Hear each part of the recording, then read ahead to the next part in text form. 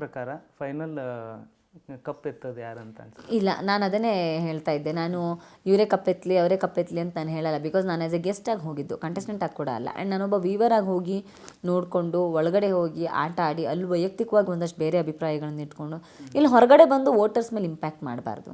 ಅವ್ರ ಆಟ ಜನಕ್ಕೆ ಕರೆಕ್ಟು ಅಂತ ಅನ್ಸಿದ್ರೆ ಅವ್ರಿಗೆ ವೋಟ್ ಹಾಕಲಿ.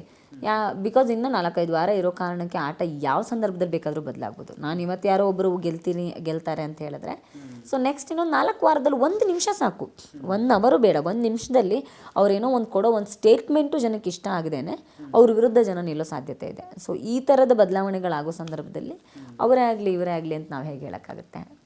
ಯಾರು ಚೆನ್ನಾಗಿ ಆಡ್ತಾರೆ ಅವ್ರು ಗೆಲ್ಲಿ ಅಂತ ಅಷ್ಟೇ. ನಿಮಗೆ ತುಂಬ ಸ್ಟ್ರಾಂಗ್ ಅಥವಾ ಟಫೆಸ್ಟ್ ಕಂಟೆಸ್ಟೆಂಟ್ ಅಂತ ಅನಿಸಿದ್ದೆ ಯಾರಂತ? ನನ್ನ 4-5 ಜನ ಇದ್ದಾರೆ. ರಘು ಸರ್, ಗಿಲ್ಲಿ, ರಕ್ಷಿತಾ, ಧನುಷ್, ಅಶ್ವಿನಿ ಮ್ಯಾಮ್, ಇವರೆಲ್ಲ ತುಂಬ ಟಫೆಸ್ಟ್ ಕಾಂಪಿಟೇಟರ್ಸ್ ಅಂತಲೇ ಅನ್ಸುತ್ತೆ. ಈ ಕಾವ್ಯನೂ ಕೂಡ ಚೆನ್ನಾಗಿ ಆಡ್ತಾ ಇದ್ದಾಳೆ.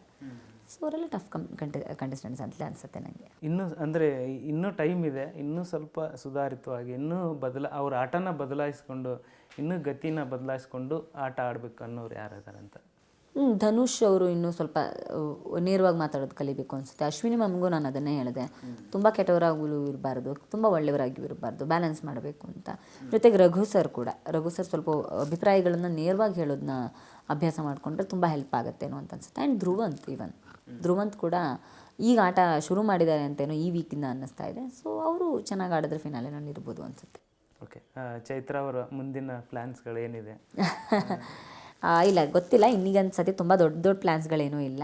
ಸದ್ಯಕ್ಕೆ ಓದ್ತಾ ಇದ್ದೀನಿ, ಜೊತೆಗೆ ಒಂದಷ್ಟು ಬಿಸ್ನೆಸ್ಸು ಅದು ಇದು ಎಲ್ಲ ಇದೆ. ಆ್ಯಂಡ್ ಈಗ ತಾನೇ ಮದುವೆ ಆಗಿರೋದ್ರಿಂದ ಒಂದಷ್ಟು ಹೊಸ ಮನೆಗೆ ಹೊಸ ವಾತಾವರಣಕ್ಕೆ ಅಡ್ಜಸ್ಟ್ ಆಗ್ತಾ ಇದ್ದೀನಿ. ಸೊ ಸದ್ಯಕ್ಕೆ ತುಂಬ ಪ್ಲ್ಯಾನ್ಸ್ ಎಲ್ಲ ಏನೂ ಮಾಡ್ಕೊಂಡಿಲ್ಲ.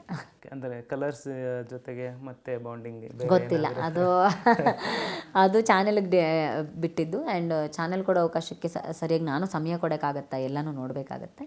ಸೊ ಅದೆಲ್ಲ ನೋಡ್ಕೊಂಡು ನಂತರ ನಿರ್ಧಾರ ಮಾಡಬೇಕು. ಬಿಕಾಸ್ ನಾನು ಊರಲ್ಲಿ ಇರ್ತೀನಿ. ಸೊ ಅಲ್ಲಿಂದ ಆಚೆಗೆ ನಮ್ಮದೊಂದಷ್ಟು ಕಮಿಟ್ಮೆಂಟ್ಸ್ ಇರುತ್ತೆ. ಸೊ ಅದರಿಂದ ಆಚೆಗೆ ಆ ಸಮಯ ಸಂದರ್ಭ ಎಲ್ಲನೂ ಹೊಂದ್ಕೊಂಡ್ರೆ ಮುಂದೆ ಹೋಗ್ಬೋದು ಅನಿಸುತ್ತೆ. ಫೈನಲಿ ಈ ಒಂದು ಬಿಗ್ ಬಾಸ್ ಅತಿಥಿಯಾಗಿ ವೈಲ್ಡ್ ಕಾರ್ಡ್ ಎಂಟ್ರಿಯಾಗಿ ಈ ಒಂದು ಜರ್ನಿ ಬಗ್ಗೆ ನಮ್ಮ ಪಬ್ಲಿಕ್ ಟಿವಿ ಮೂಲಕ ಏನು ಹೇಳಿ? ತುಂಬ ಖುಷಿಯಾಗಿದೆ. ಯಾಕೆಂದರೆ ಈ ಬಿಗ್ ಬಾಸ್ ಮನೆಗೆ ಹೋಗೋದೇ ಒಂದು ಅದೃಷ್ಟ. 1 ವಾರ ಇದ್ದವರು ಸೂಪರ್ ಸ್ಟಾರ್ಗಳಾಗಿ ಹೊರಗಡೆ ಬರ್ತಾರೆ ಅಲ್ಲಿ.